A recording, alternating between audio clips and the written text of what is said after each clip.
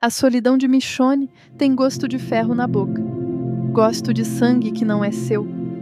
Quando a encontramos pela primeira vez, ela já não é mais uma mulher comum. É algo que o Apocalipse forjou na bigorna da perda absoluta.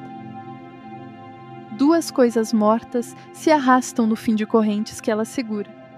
Mike e Terry. Já foram homens, já foram pais, já foram algo além de peso morto. Isso foi antes de André morrer aos 3 anos, enquanto eles estavam chapados demais para ouvir os gritos. Ela os deixou transformar. Assistiu com a paciência de quem já perdeu tudo.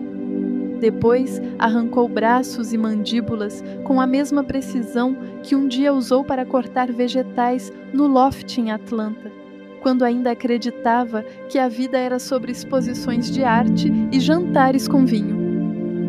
Não foi crueldade. Foi justiça em sua forma mais pura e terrível. Eles falharam em proteger uma criança. Agora são monumentos ambulantes dessa falha. Essa escolha nos força a confrontar uma questão incômoda. Onde termina a humanidade? Mike e Terry respiravam, caminhavam, mas já haviam abandonado o único dever que os tornava pais, amigos, homens. Michonne executou uma sentença que precede qualquer código legal. Você falhou em proteger o inocente, então carregará esse fracasso pela eternidade. Os zumbis acorrentados que a acompanham não são apenas camuflagem prática, são monumentos ambulantes da traição. Durante meses, ela conversa com o cadáver animado de Mike. Não porque perdeu a sanidade, mas porque o silêncio completo é um tipo diferente de morte. Fala sobre o tempo, sobre comida enlatada, sobre qualquer coisa, exceto sobre o menino. André existe agora apenas como um buraco no mundo, uma ausência que tem peso e forma. A solidão ensurdece mais que qualquer grito. Aristóteles disse que o homem é um animal social, que aquele que vive sozinho é uma besta ou um deus. Michonne não é nenhum dos dois.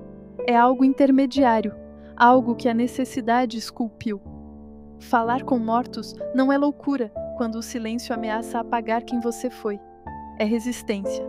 É recusar que a última voz humana que você ouça seja a sua própria. Ela salva Andrea porque salvar ainda é um verbo que faz sentido quando todo o resto virou substantivo morto. Andrea está doente, vomitando sangue, e Michonne limpa tudo sem expressão. É isso que fazemos agora. Limpamos o sangue uns dos outros até que seja nossa vez de sangrar. E é onde talvez exista a maior contradição e por isso mesmo tão interessante. A mulher que pune impiedosamente aqueles que falharam em proteger é também aquela que jamais deixaria alguém para trás. O trauma não a tornou cruel, tornou-a absolutamente rigorosa sobre o que significa cuidar de outro ser humano. A amizade entre elas floresce em território hostil, porque ambas reconhecem na outra a mesma teimosia em continuar existindo. Andrea quer acreditar em muros, em homens com respostas. Depois de meses no deserto, qualquer miragem de civilização parece oásis. Mas Michonne desenvolveu um 6º sentido para mentiras. Não é paranoia quando você já viu o mundo acabar. Woodbury representa tudo que Michonne aprendeu a desconfiar. Uma cidade com muros, regras, um líder carismático chamado governador que sorri demais. Homens que sorriem demais geralmente escondem coisas em aquários. Andrea quer acreditar, quer descansar. Michonne não pode se permitir esse luxo. Ela vê os soldados mortos e sabe que a história não fecha. Vê os zumbis na arena e compreende que essa civilização está podre por dentro. A descoberta do aquário com cabeças decepadas e de Penny, a filha zumbificada do governador, confirma seus piores receios. Mas Michonne não hesita. A katana atravessa o crânio da criatura com eficiência de anos de prática. Para o governador, ainda é sua filha. Para Michonne, é apenas mais uma mentira que precisa ser enterrada. Ela conhece a tentação de se apegar aos mortos. Por isso mesmo sabe quando esse apego vira doença. O confronto entre eles era inevitável. O caco de vidro entra no olho dele com facilidade surpreendente. O globo ocular estoura como uva podre. A assimetria poética. O homem que se recusava a ver a verdade sobre sua filha, agora fisicamente cego. Michonne poderia matá-lo ali. Deveria. Mas Andrea aparece com a arma apontada e Michonne faz um cálculo diferente. Matar o governador na frente de Andrea seria quebrar o último fio que as conecta. O grupo de Rick inicialmente a vê como elemento estranho, potencialmente perigoso. Ela carrega o cesto de mantimentos que viu Glenn e Meg pegarem antes de serem sequestrados, mas não explica muito. Age mais que fala. Essa economia de palavras não é timidez, é filosofia destilada. Wittgenstein disse que sobre aquilo de que não se pode falar, deve-se calar. Michonne compreende que algumas verdades são performativas. A maioria das coisas que dizemos são muletas para evitar o silêncio. Michonne abraçou o silêncio. Fez dele sua casa. Mas ela age. Salva Herschel dos zumbis no pátio da prisão. Ajuda Carl a recuperar a foto de Lori porque entende que um menino sem mãe precisa de algo concreto antes que o vazio se preencha com ódio. Quando revela a Rick que também conversava com mortos, está dizendo: eu conheço sua loucura. É prima da minha.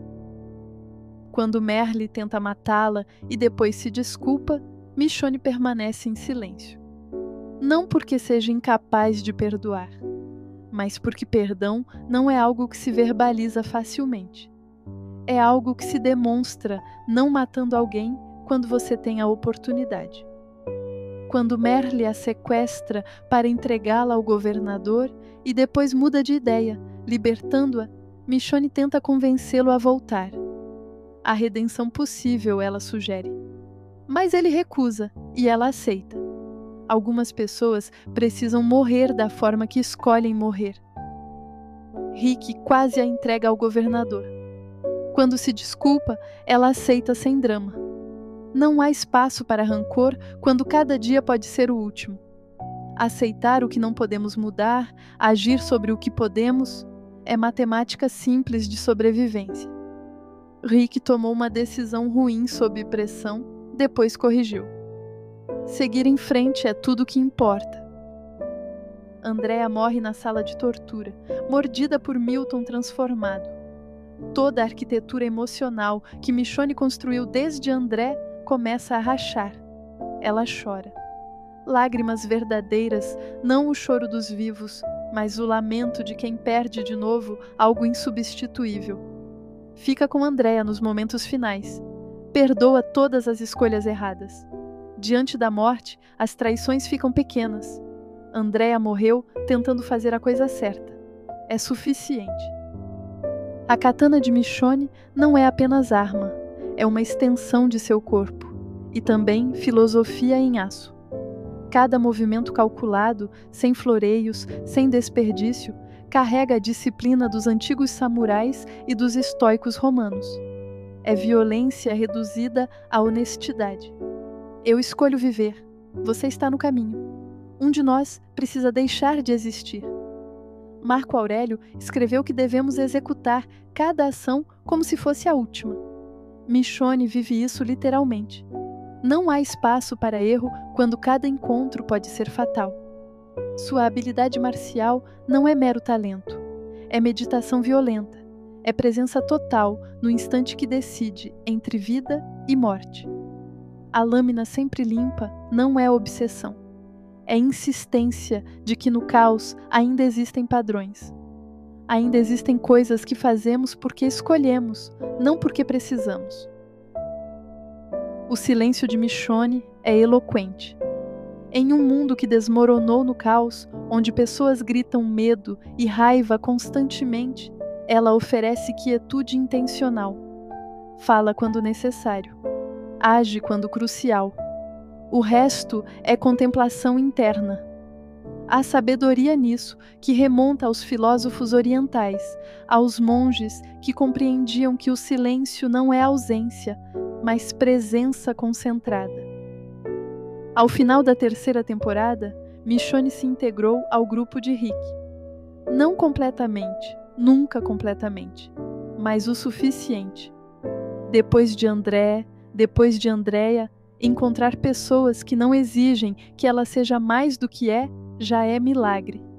Não encontrou família, família morreu com Andre.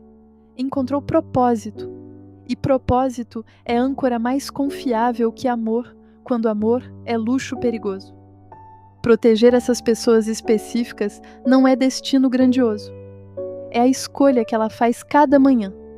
Hoje, novamente, escolho não deixar que morram.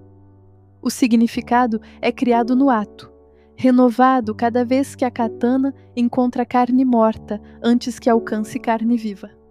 A mulher que caminha com a katana nas costas carrega mundos dentro de si. Carrega o peso de falhas alheias, o eco de conversas com fantasmas, a memória de uma criança que nunca crescerá. Mas também carrega algo inesperado, esperança. Não a esperança ingênua de que tudo ficará bem. A esperança dura, cicatrizada, que persiste apesar de toda a evidência contrária. A esperança que diz: amanhã podemos morrer, mas hoje escolhemos viver com dignidade. Michonne nos força a encarar a pergunta: se você perdesse tudo, quem escolheria ser? Ela nos mostra que tragédia não refina nem destrói automaticamente. Apenas expõe quem sempre fomos, remove as camadas até restar o núcleo. E então escolhemos, monstro ou humano? Michonne escolheu humana. Não a humanidade dos heróis, mas a humanidade quebrada que mata quando precisa e ainda sente o peso. Que carrega mortos em correntes, mas faz vínculos com vivos. Que perdeu um filho, mas protege crianças dos outros. A verdadeira coragem não é ausência de trauma. É não deixar o trauma virar desculpa. Lealdade não se proclama, se demonstra em presenças silenciosas. Perdão não precisa de esquecimento, apenas a escolha de não envenenar o futuro com o passado. André tinha 3 anos quando morreu. Michonne tem uma katana agora. Entre essas duas verdades existe um abismo que nada pode preencher. Mas ela construiu uma ponte sobre esse abismo, tábua por tábua, dia após dia. Continua atravessando porque parar significaria cair. E ela já caiu uma vez. Uma vez foi suficiente. Ela permanece humana, ferozmente, dolorosamente humana. Nisso reside sua vitória mais profunda.